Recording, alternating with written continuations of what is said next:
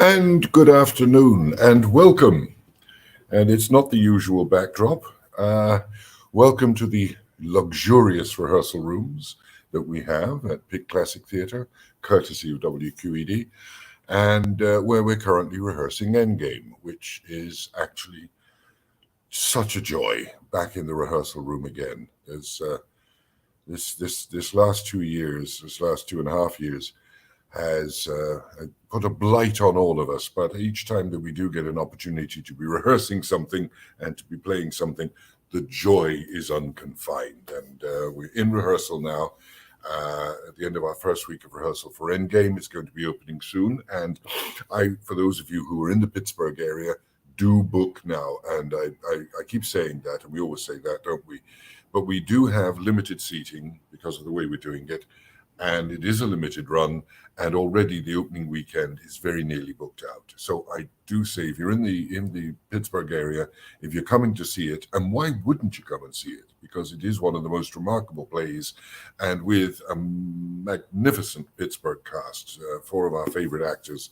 So please do pick up that phone, start booking now, or get online, go to picked theatre.org website, and you will look at this wonderful cast of actors.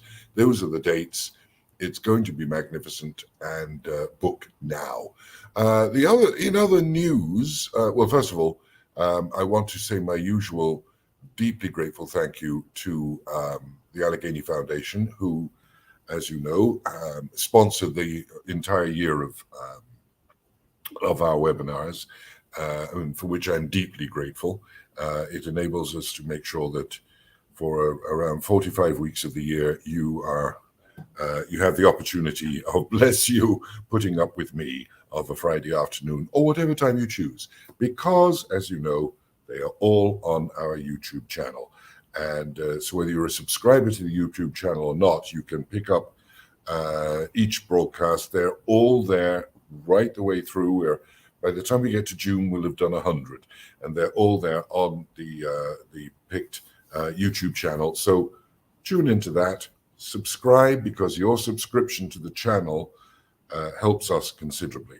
And so that's that piece of news. The other thing is that our new Expand the Canon series, we're going to be announcing soon for the following season. We have one more play to present coming up in a few weeks' time, in May.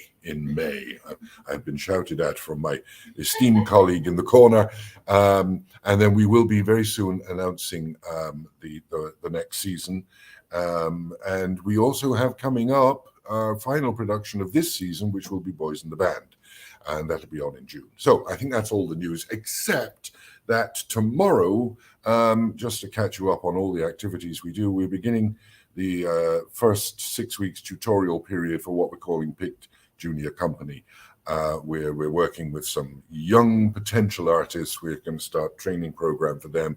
That begins tomorrow as well, and it'll be a much bigger operation when we get to the beginning of the new season. It'll be incorporated as part of the new season. So as you can see, we're a bit busy. Hello, James. I'm glad you're looking forward to Endgame. It is, I keep saying, one of the most remarkable plays ever written, and to my mind, it is the perfection of Beckett's genius in construct and writing, and it is so funny, which is the thing people tend to forget about Beckett. He is very funny. So that will be that's our next on-stage adventure. That's why we're in this strange room. If you just joined us, it is the rehearsal room that we use for our productions, and we're very grateful to WQED for providing this facility. Hello, Debbie. And it is sunny Pittsburgh. It's gorgeous out there today, and tomorrow it's supposed to be 80 degrees, which I will believe when I see it or feel it.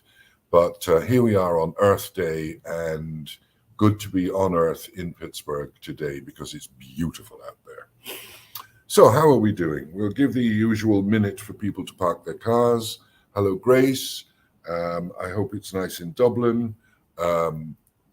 we do have these wonderful regular viewers all over the world, quite literally. And so to all of you, wherever you are upon the earth on this Earth Day, have a happy Earth Day, have a happy Earth, and I'm glad you're joining us. Thank you so much. So this week, we're going to begin 2 weeks examination of another play by Shakespeare, Richard II, who I've described as the unfortunate king. Now, as usual, I'm going to talk about the plot of the play, but what I want to do is talk about how Shakespeare approached history to a large extent. Throughout his writing career, we've categorized, or not we, but others, better educated than I, have categorized Shakespeare into 3 fundamental categories of comedies, tragedies, and histories. And comedies and tragedies was the Greek definition, the Aristotelian definition of drama as being comedy or tragedy or epic. And I suppose one might say that the Shakespeare's plays can fall into those categories, although not so conveniently as they can into the categories of comedy, tragedy, and history. And we tend to call them the history plays because they are about the kings, all of those kings, most of them running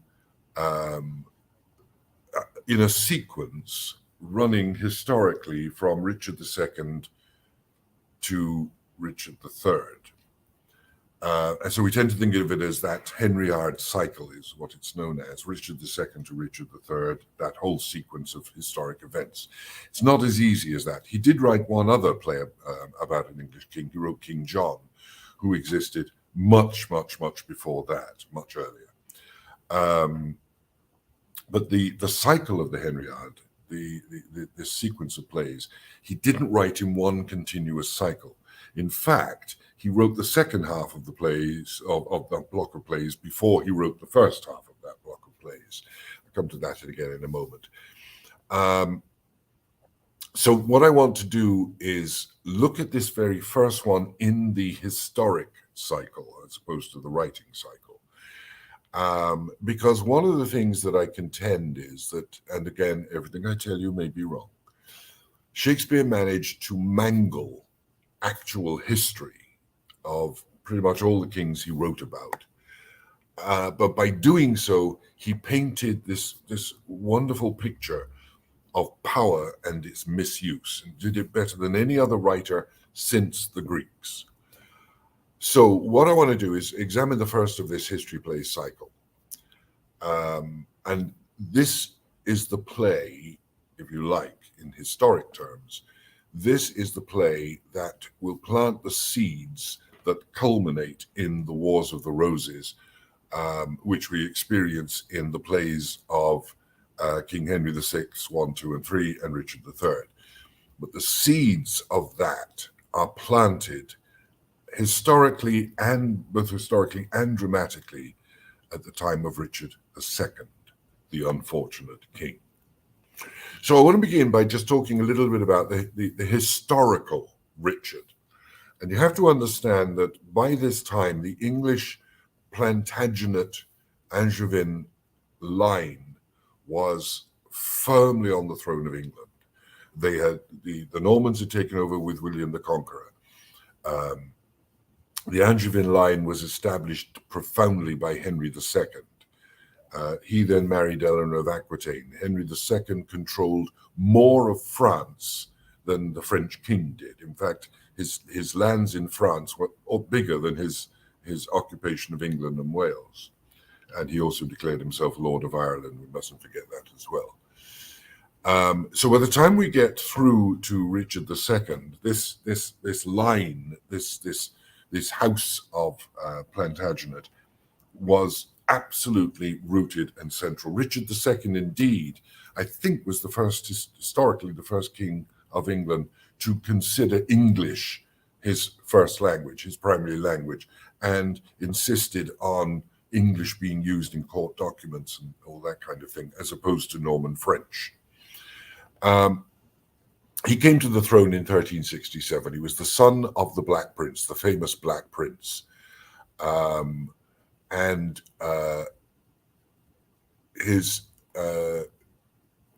he died, unfortunately.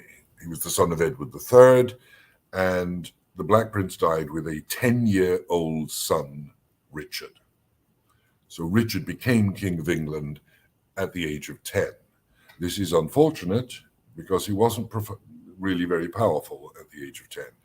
So during his first years, government was very much in the hands of a series of a regency, a series of councillors, of lords who would actually govern on his behalf. And the two primary influences on his young life were John of Gaunt, who was of the house and pretty much former of the House of Lancaster, one side of the Plantagenet family, and Thomas Woodstock, who was more on the Yorkist side of, well, what would become that later on. Their descendants would go to war over this. So you had these two primary lords who were regents to Richard until Richard eventually took over himself, took authority. England had a lot of problems at this time. There was the 100 Years' War with France, which had been going on forever, like 100 years. And also when Richard was young, when he was still a teenager, there was a revolt of the people, known as the Peasants' Revolt. And it's interesting because the Peasants' Revolt wasn't the first time, wasn't the only time, but it was a very significant time when the people were saying, we want to say in things. When we say peasants, we're not talking about the lowest level of serfs, but we are talking about the artisans, the working people. They wanted a say in things. And I'm not going to go too much into the history of that, but that thing about the people matters. Now, the thing about Richard was he wasn't a great one for war. He didn't like wars particularly. He wasn't a warrior king. But he did believe in the royal prerogative, this notion that a king was a king because God had decided such. So Richard tended not to listen to the aristocracy as much as he might have done politically. He had his own group of supporters and followers, and as he began to take power, he didn't make use of the traditional system of governance where all the barons got together and they decided and they helped and they provided armies. Richard decided on a different course. And his court was centered much more on art and culture than any of his predecessors. For instance, one of the royal poets and a great favorite of Richard, and who probably worked for him as well in Richard's secret service, was one Geoffrey Chaucer, whom we know for the Canterbury Tales. He was a court poet. He was phenomenally successful. We'd have to wait for Shakespeare to find a poet as successful as Chaucer was in his day. So you have a king who loved the arts, loved culture, did not like fighting, and believed, most importantly, in his divine right to rule. And with this cultured court, Richard became very much he was the center of it. He was the glory of it.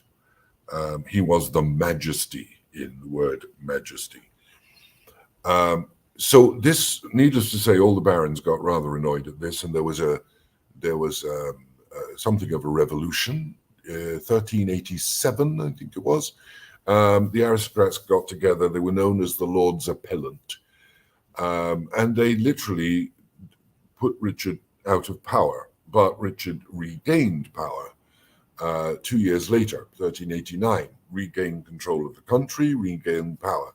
Went through a period of I love you all, I forgive you all, let's all be chums and friends, until he was certain of his power.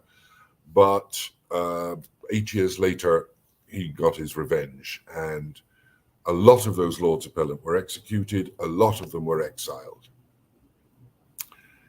And amongst those exiled was the son of John of Gaunt. Remember, John of Gaunt was one of the original regents. And John of Gaunt was exiled, and also a man called Thomas Mowbray, who was of the other side, also exiled. Now, and disinherited, which is the important point. Bolingbroke was not happy, needless to say, invaded England in 1399.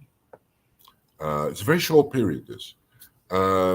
Small army, but once he got there, the army grew and grew and grew and grew. He got a lot of supporters. Those who opposed him, he tended to execute, but he did get a lot of supporters very quickly, very little resistance against him. And Richard had been out of the country at the time fighting another war that he didn't like having to fight in Ireland. Once Henry invaded, he came, he saw, he conquered.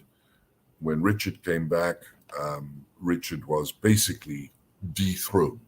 He deposed him, and he had himself crowned king. Richard, it is believed, was starved to death in captivity. Nobody quite knows whether that's true or not. And that's the fundamental, basic rule, what happened. Richard II's reputation really got messed about with by Shakespeare in the same way that he messed about with the reputation of another Richard at the other end of this cycle, Richard III. Portrays Richard II's rule as misrule, as he was despotic and he was a bad king. And that Henry was a good representative, or Henry Bolingbroke was a good replacement for him. Most historians are a bit out of agreement over the full realities of Richard's rule, but Shakespeare did not help in painting him badly, or as a bad king, or as a weak king. One of the things about him is that he may have actually, in reality, have had a personality disorder.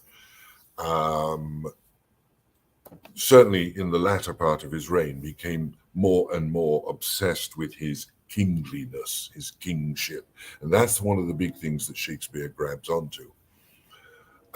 His politics were not unreasonable. He passed a lot of reforms. He did a lot of good things. And he also did everything in his power to end this long-running war. So it's not that what he did that was a bad thing, but very often the way in which he carried them out, which was unacceptable to the political establishment.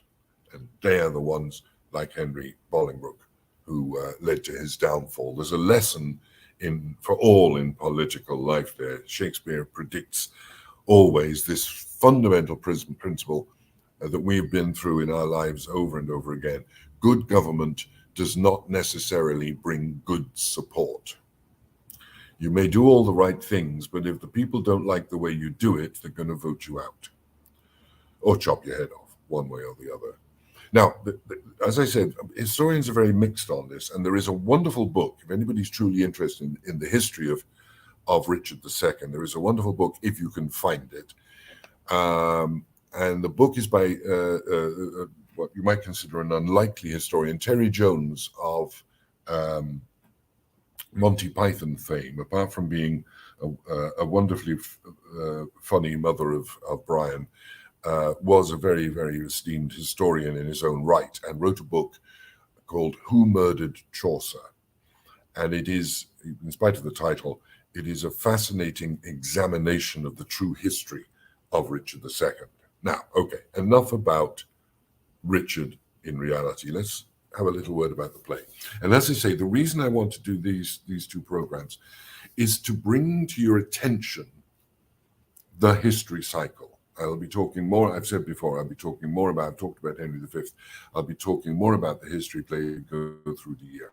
But to my mind, I mean, personally speaking, this is my favorite of all the history plays, and they are all, in their own way, quite wonderful.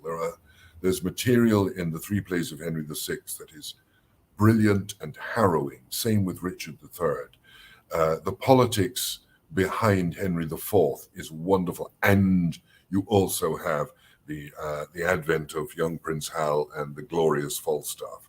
So each of these plays has something magnificent going on.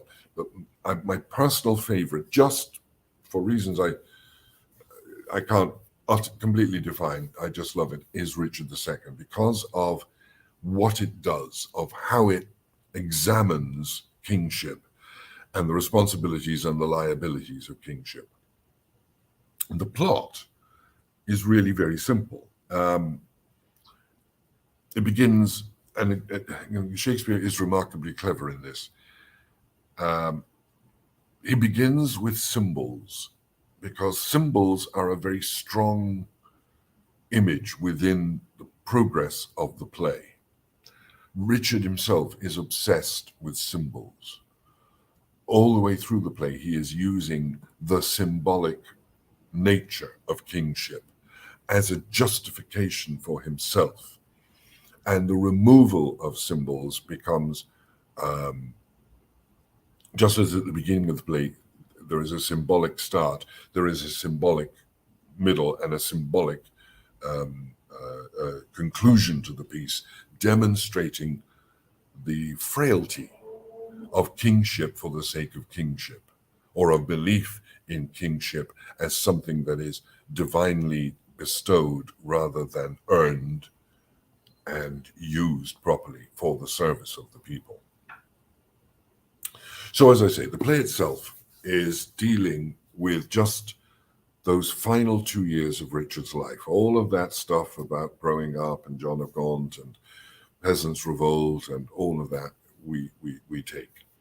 And again, Richard's more educated audience would have known the history very well indeed. It wasn't recent politics, but it was recent enough. Shakespeare was writing in the Tudor and eventually the Jacobean dynasty. This was about a dynasty that went before, but that prior dynasty ended with Richard III, began with Richard II, and so it was as close, I suppose, in the educated Elizabethan mind, they would have been aware of this as we might be aware of wars at the end of the 19th, beginning of the 20th century. That sort of cycle of things would be in their mind. So they would know their history. So the beauty of the play, set over a 2-year cycle, a 2-year period of the end of Richard's life, is that it balances, and only Shakespeare can, this brilliant creation of a very complex political plot. The plot is the politics of revolution, the politics of the overthrow of an absolute monarch, the politics of resentment, of the politics of revenge, all of that beautifully intermingled with the political life of the English court and the political destiny of the English crown. While doing that, Shakespeare also actually examines the nature of kingship and the divine right of kings. And it is a question that comes up in drama over and over and over, from Sophocles to Bertolt Brecht and beyond. This question of who should rule and why should they rule and how will they rule, this notion of kingship, of authority, really, is constantly being examined, literally through the history of mankind and womankind and through the history of playwriting. Same questions being asked. And we always need to keep re-examining it. So there you are, this construction of a play. This is why I say read this play. You will love this play. Complex politics and the complex nature of kingship. And the question of the authority to rule. Where does the authority come from? who gives you the authority to rule. And as far as Richard was concerned, and many other kings, God. So we begin with Richard enthroned. He is sitting on a throne. This is majesty, the throne of state. And by putting him there right at the very beginning, we have this picture of the king in power and majesty, because he's been asked to basically arbitrate between two cousins, Thomas Mowbray on one side of the Plantagenet line, and Henry Bolingbroke on the other side of the Plantagenet line. Now, Bolingbroke has accused Mowbray of A, misuse of money that Richard had designated for the armies, for the soldiers, of plotting or carrying out the murder of Bolingbroke's uncle, who was the Duke of Gloucester and brother of John of Gaunt. And so that was a very serious crimes to be accusing somebody of, especially your cousin, especially when your cousin was on the other side of the family.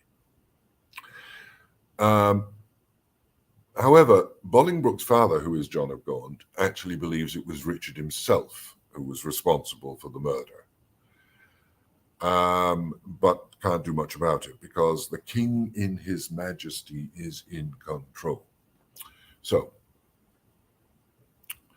there's a big row, needless to say, and Richard comes up with a brilliant idea, which is that the whole matter can be resolved in the great traditional method of trial by combat, by battle between Bolingbroke and Mowbray. They will have a joust, and whoever wins, maybe by killing the other, that's the way God intended it to be.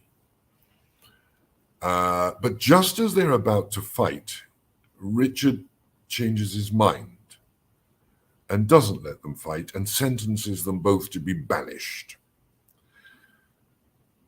Now, Bolingbroke is banished for, I think it's 10 years, but then Richard changes his mind and says 6 years, whereas Mowbray is banished for life. And that's, I suppose, that construct, and this is based on history, although it does not happen quite in the way Shakespeare lays it out, but it is historical that this did happen. But what Shakespeare is doing here is a first clear and precise presentation of a king making a mistake. And it's important because writing plays where everybody does the right thing and everybody, boring as hell. It's important in this play to understand that Richard, although he may have good intentions, keeps messing it up.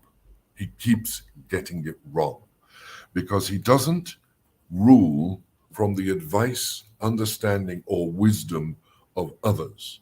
He does it on the basis that he is right and people must obey him because he is king. And his right to rule is divinely gifted by God. It's absolute. In England today, the monarch at the coronation, when Queen Elizabeth I was crowned, or when her son within the next while will be crowned because she is getting on, they are not merely crowned, but blessed with holy oil. And it is at that moment the divine right to rule is granted. It's still that tradition, still there. It hasn't changed in over 1,000 years. That notion that you get the crown temporal and you get the blessing spiritual. So Richard believed in this. Richard absolutely believed in this, in his divine right to rule. So here we have an example of a king making not errors of judgment, but errors of timing, errors of that demonstrate particular flaws in his character. Indecisiveness. First, he says there's going to be a duel, to be trial by combat. Absolutely That's the way we're going to solve this. And just before that trial by combat that happens, he changes his mind, literally in the last moment. And the fact that he chooses the last moment shows this, the word that's been used to describe it is abruptness, that in the last moment, no, I don't want that. No, I know I said I wanted it, but put your swords away. I actually don't want that. We'll do something different. And then the banishment to replace it, but not equally delivered. He doesn't say you're both banished for life. He says one of you's banished for life, the other's banished for 10 years. Actually, no, because that'll upset your father. We'll make it 6 years. He can't make clean, precise decisions because all of the decisions he makes are coming from his own imagination, his own thoughts, and his own belief that only he has the right to make such decisions. He doesn't negotiate with anyone. And because of this, and because Richard, when John of Gaunt dies, seizes all his lands, all his money, including Bolingbroke's inheritance, he has created a bigger enemy than he had before. It's Mowbray who actually predicts the king will sooner or later fall at the hands of Bolingbroke. Mowbray can see it, that Richard and Bolingbroke, although cousins, although Richard was godfather to Bolingbroke's young son, and indeed knighted Bolingbroke's young son, who we will later discover to be one Prince Hal, who becomes Henry V. Nevertheless, Bolingbroke understands something, that he is more fit to rule than Richard is. So the fact that Richard has these character traits within the play, we're talking about the play, but they are based somewhat on the history. Because Richard has these character anomalies, shall we call them, he begins to lose support of an awful lot of the aristocracy who are not being consulted, whose lives are being controlled by a man who believes that he and he alone can make decisions, that he and he alone has the authority from God to rule. You build enemies. So, one of the things that that they object to is that Richard raises money because he has to fight a war in Ireland, but he raises money by taking other people's money, by taxing the commoners. Well, that's all right, just tax the ordinary people, they don't mind that. But the oligarchs of his day didn't like being taxed themselves. The commoners didn't like being taxed because the taxes were excessive, but the various barons and earls and lords and what have yous liked it even less. He even went to the extent of creating legal fines against people for crimes committed by their predecessors. The sins of the father quite literally being visited upon the sons. If your grandfather committed a crime, you could be fined for it and have to pay. So the level of resentment that was being built up by what one might best describe as stupid choices on the part of the king, but made on the basis of, I am the king, I can make these choices, I have the right to rule.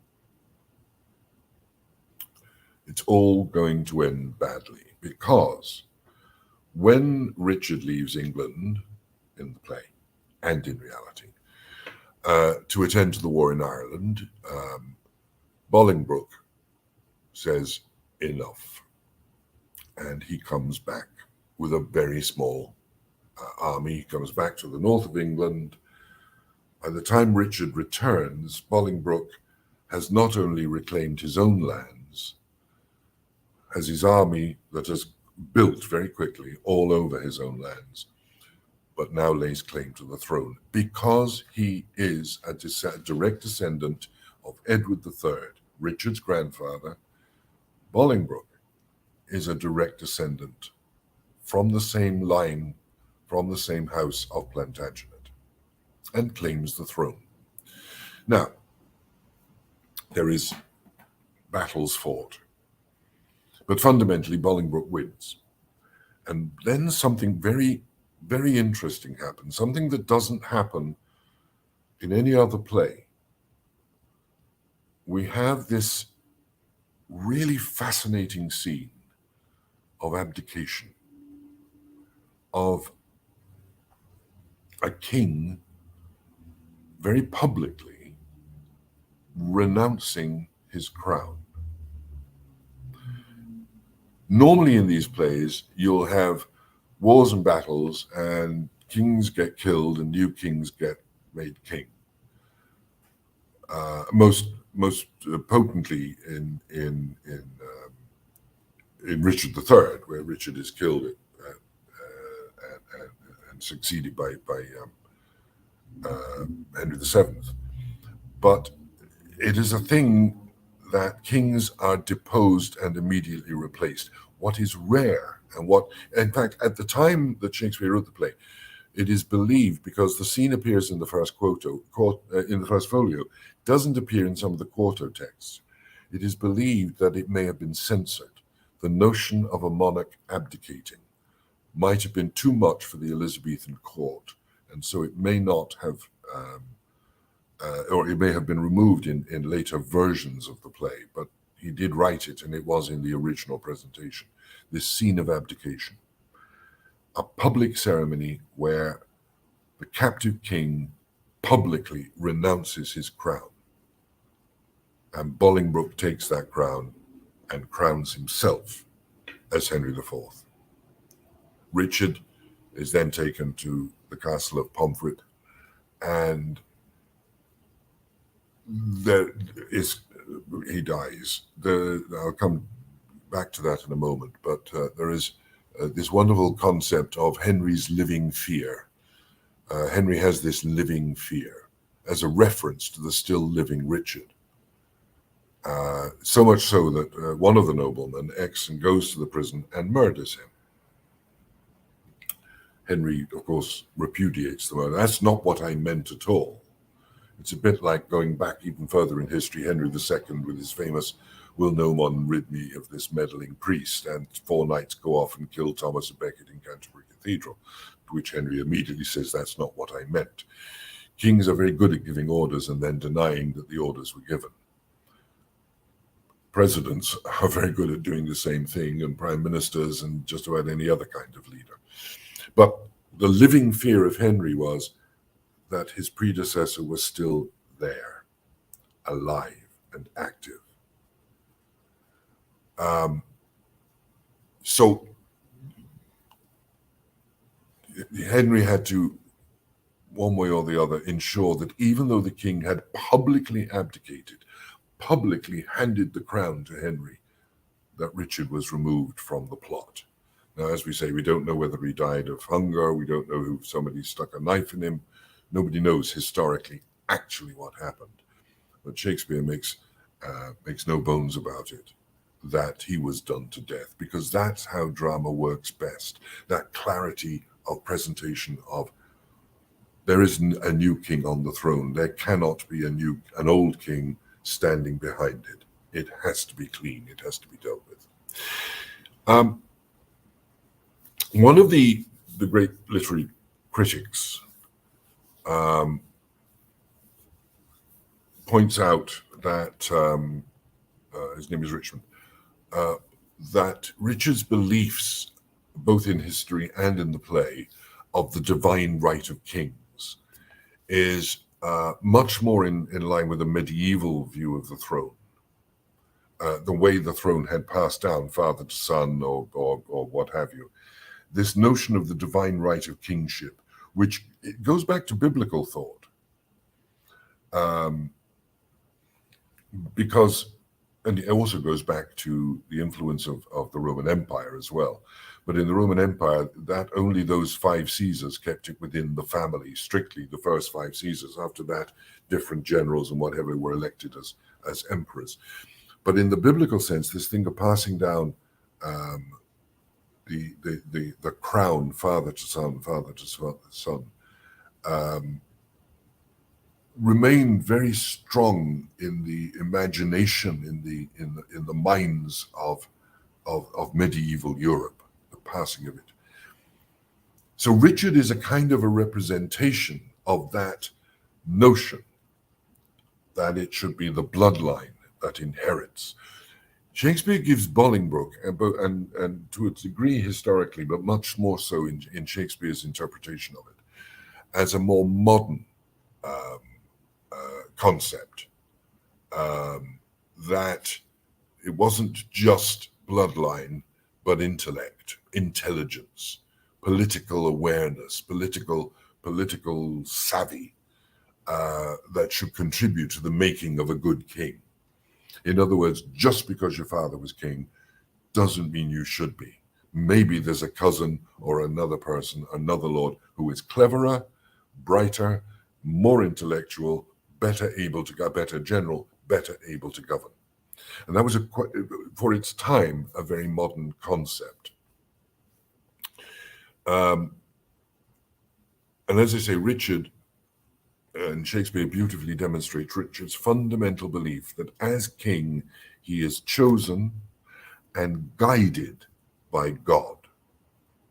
So therefore, if chosen and guided by God, you are not subject to human weakness, human frailty, human error. When you are speaking to, rather like the Pope, you are speaking ex cathedra, you are speaking infallibly, because your wisdom, your knowledge, your understanding, your decisions are guided by the entity, the divine creator, who put you on the throne and put the crown on your head. You are God's regent. And that belief is deeply dangerous. And that's what brought more suffering and problems. That fundamental belief of divine right and divine wisdom. If a king such as Richard II believed such a thing, then the English people are his to do with as he pleases. He can tax them, he can punish them, he can banish them, he can execute them at his own will. Now, historically, that had been fought against way back when his ancestor, King John, who we mentioned earlier, was forced at Runnymede to write a document called the Great Charter, or Magna Carta, granting certain rights, certain inalienable rights, such as the right to a trial by your peers, such as the right of habeas corpus, that you could not be punished, convicted, or anything without the right to appear before a judge, that you should. All of these things were already established into English common law, and each of the kings that followed did their very best to ignore it, and each time they were taken to task. So Richard II in the play is that demonstration of I am designated and guided by God, and Bolingbroke saying, well, I am designated and guided by the people. There you have it, the old and the new, brought beautifully into conflict within this play. Shakespeare is arguing that point within the play.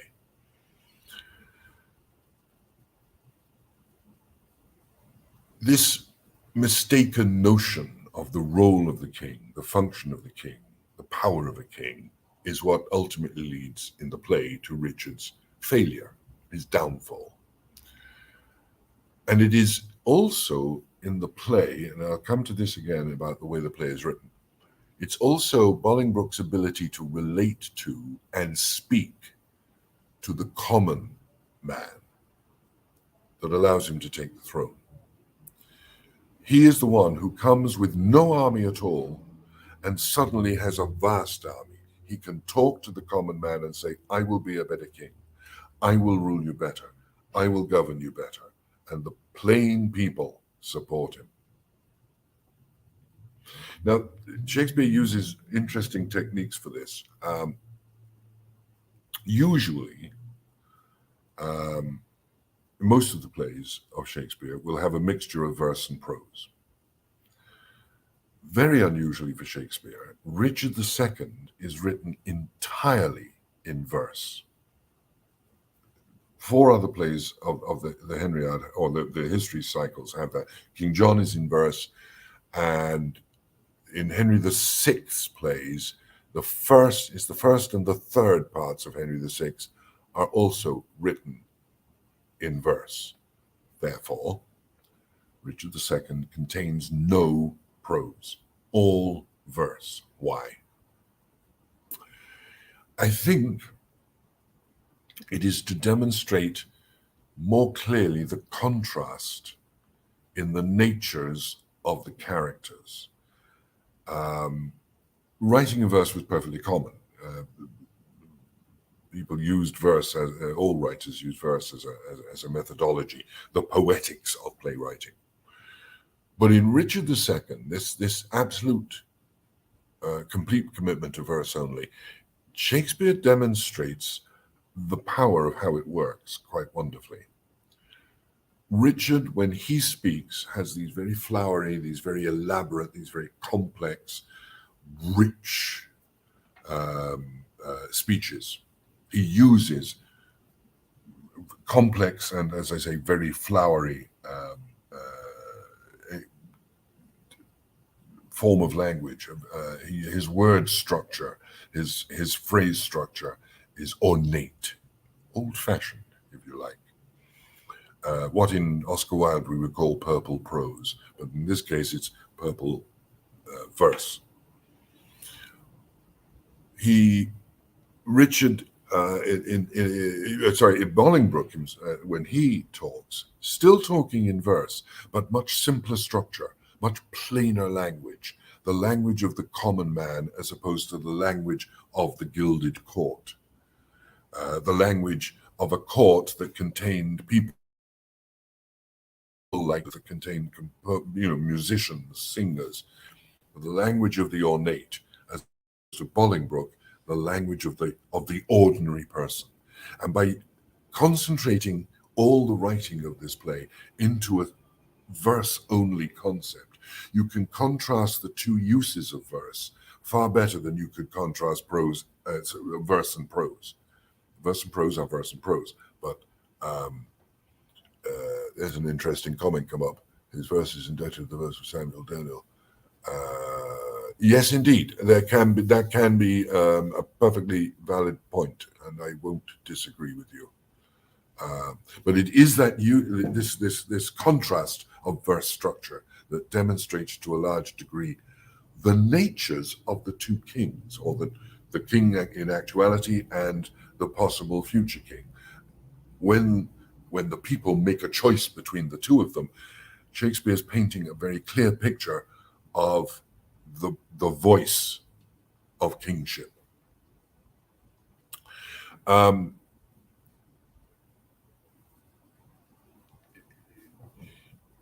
you've got the tone. Sorry, I'm just checking my notes there because of that side thought.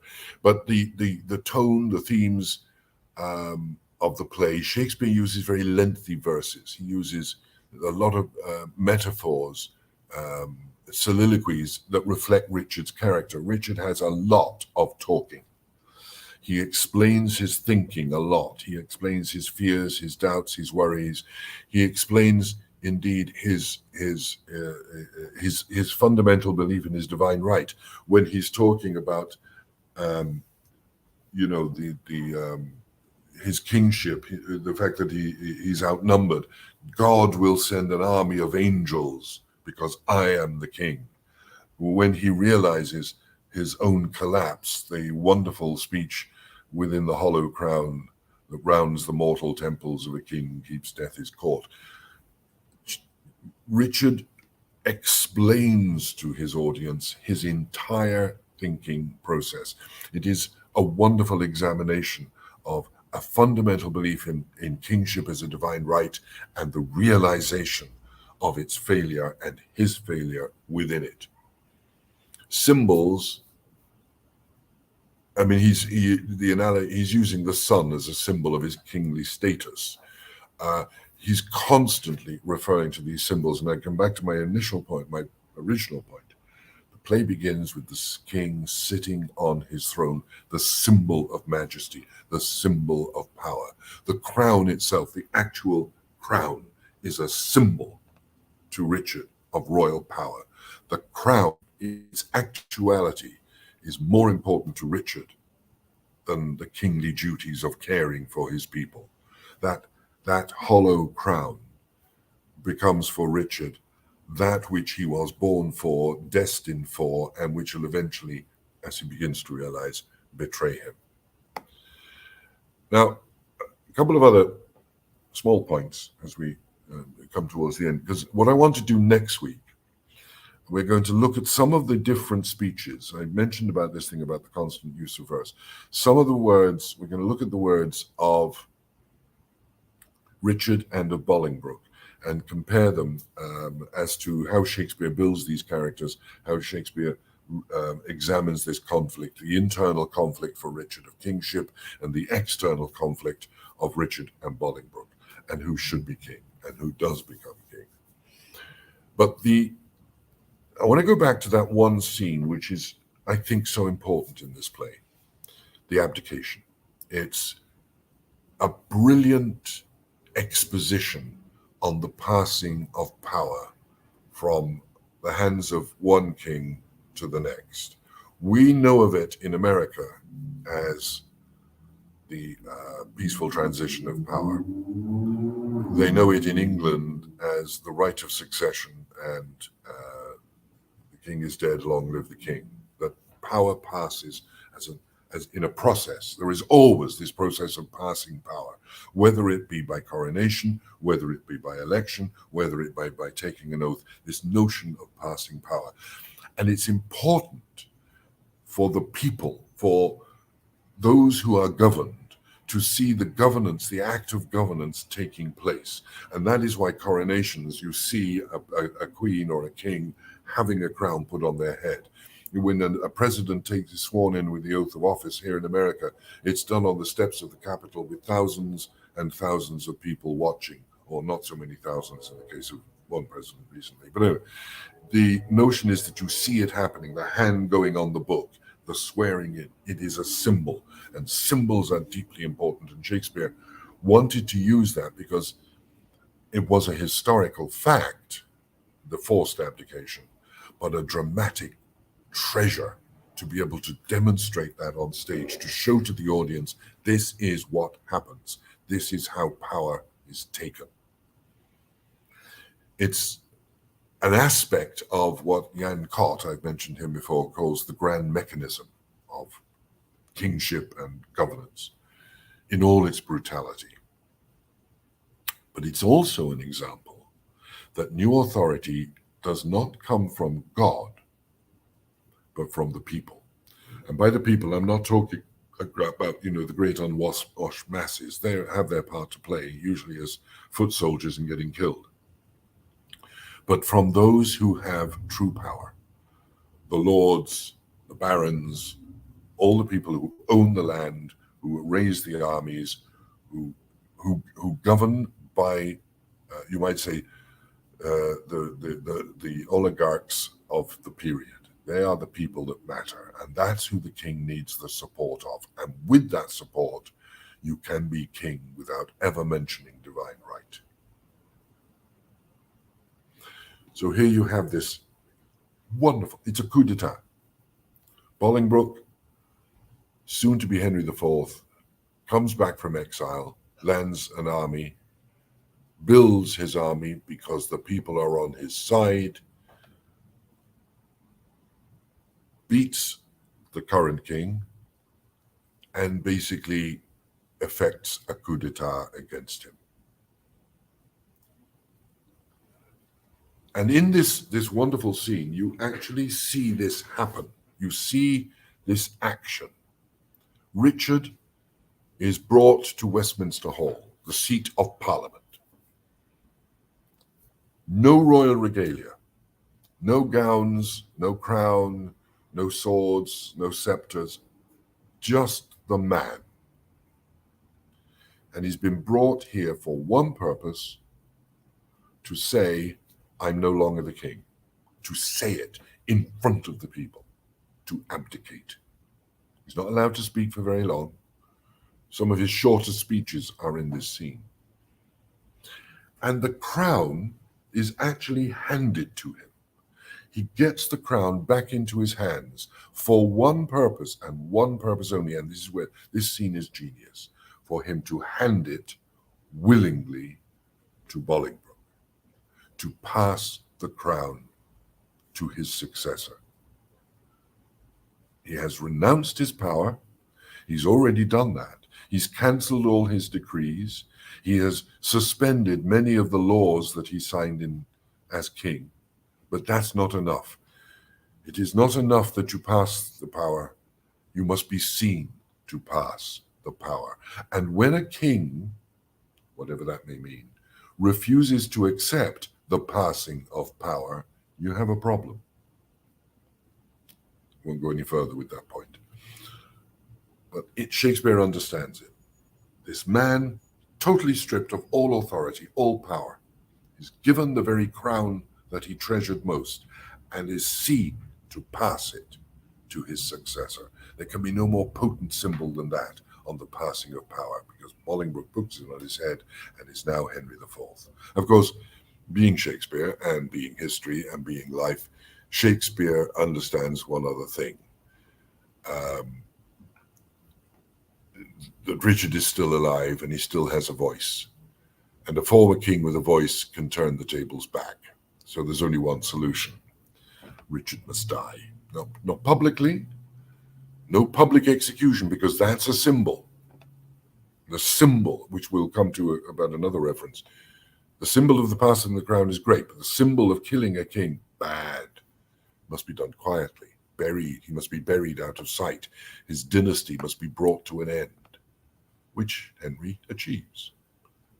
And by this act, the new Henry IV begins the process of revenge that will become the Wars of the Roses and bring England to its knees yet again. Shakespeare is teaching us with very great clarity that there is no such thing as an easy transfer of power. When transfer is done by the might of the sword, it's a very risky thing. You need the will of the people to support it. And in this case, Henry had that. Richard's failure in this process was to be a king in name and not in actuality. That the title, the notion of being king, of by divine right, was more important to him than the support of the people, a support he demanded rather than fought for and won. You fail to understand that the name king was not the same as being king. And Shakespeare readdresses that particular point many times and in many different ways. King Lear has a similar problem. Throughout the play, he is constantly surprised that others cannot see and accept his supreme desire and wish. The supreme desire and the wish of God that he should be king.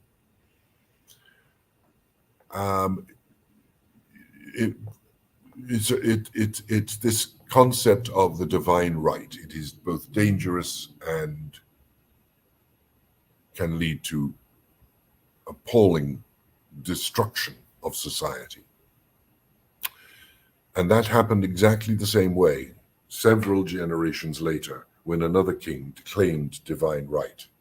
And that divine right brought him down, and that was Charles I. Anyway, I have to close now. I'm going slightly early. I want to thank you all for being there. I want to hope you come back next week when we'll actually look at some of those magnificent speeches, some of that magnificent use of verse that Shakespeare does. We will re-examine both Richard and Bolingbroke as two entities within the play. Thank you, Allegheny Foundation. Thank you for sending donations. They really do matter. It's the donations that put on the plays.